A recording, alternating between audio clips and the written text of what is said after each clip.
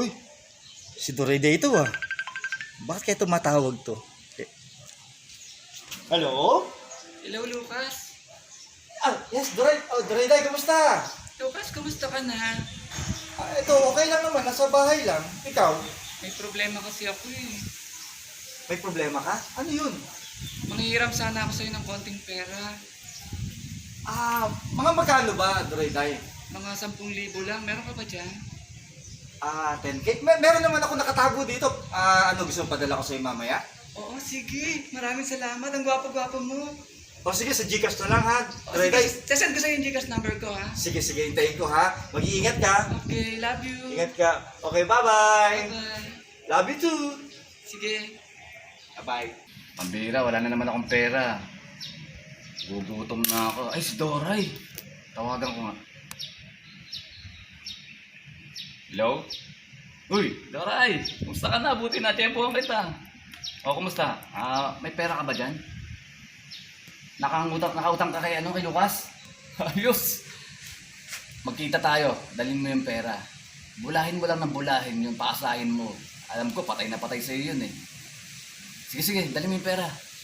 Kain tayo, tapos inom tayo. Okay, love you. Ay, ayos. Sana kayo si tatay. Tay! Tay! Wala. Sam, Tay, ano nangyari sa'yo? Saan tayo dyan po, tay? ayos ka lang ba? Kaya mo ba? Hindi ko na kaya, tay. Sandali. Anak, tiisin mo konti ha. Oo ba, tay? Kukunti lang yata yung pera ko dyan eh. Pero, tama. Si Red nga pala, may utang sa akin. Sisingilin ko lang ha. Sige po, tay. Ibibiling kita sa kaibigan ko. Ali! Ano yan? Bakit tignan mo nga si Sam? Maniningin lang muna ako. Ano nangyari dito? Sigilin ko lang si Red ha. Sige. Oh, ano sakit? Sakit dyan ko. Ha? Dali na kita sa ospital. Ha? Hindi mo na ba tayo kaya? Hindi ko na kaya.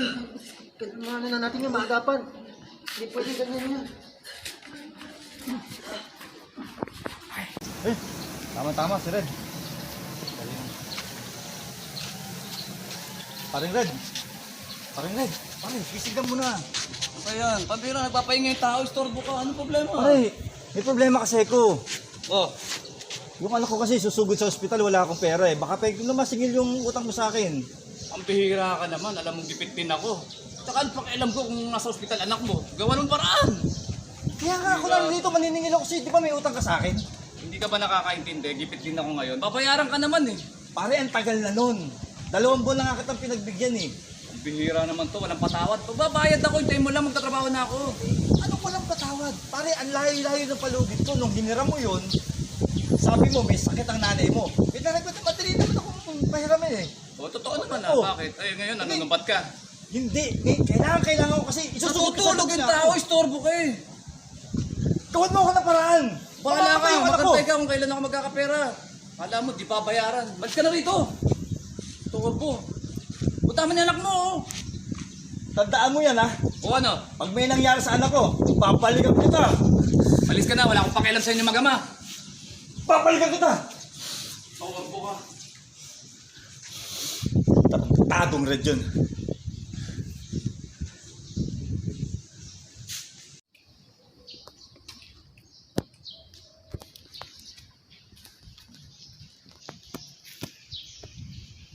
Kali! Ano nangyari kay Sam? Huwag kang mabibig. Wala na si Sam. Ano? Ano nangyari sa anak ko? Ano? Kagaya sana siya, kasi pwede siyang maggumaling sana kaso wala tayong pambayad. Asan yung doktor na yan? Puta pa hindi tinignan yung anak ko! Kailangan ko kasi na magpaunang bayad bago din pakialaman yung anak mo. Kundi dahil sa tarantadong Red na yan. Dapat buhay pa yung anak ko. Sandali. Hintayin mo ako ah. Dapat ka siguro, kakayin mo na talaga yun. Alam mo ba niloloko ka ng Red na yun? Bakit? Yung girlfriend mo, inaagaw niya, inaahas niya.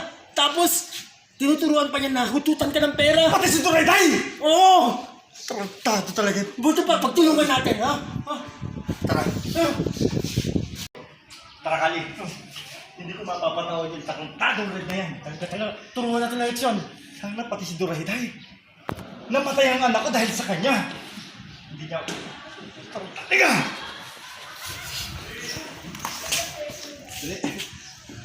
Bakit ka yan? Ha? Ang usapan, bubugbugin lang natin. Papatayin! Hindi, Papatayin ko na yung red na yan! masisira buhay Tara, natin. tara! Huwag! Akong bahala!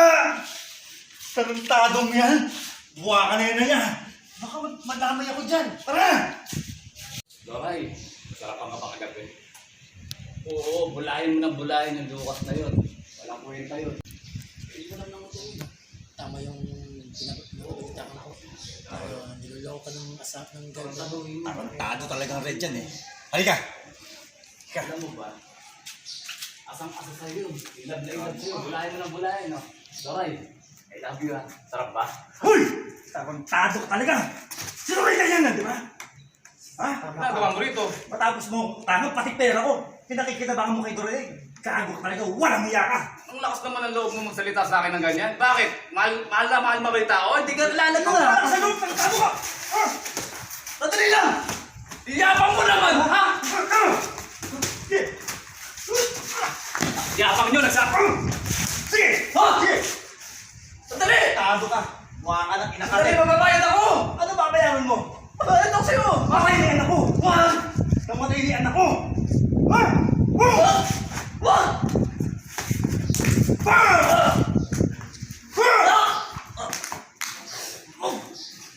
Ina ka!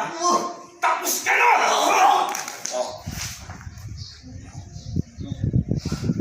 Tarantado ka! Makukulong ka niyan eh!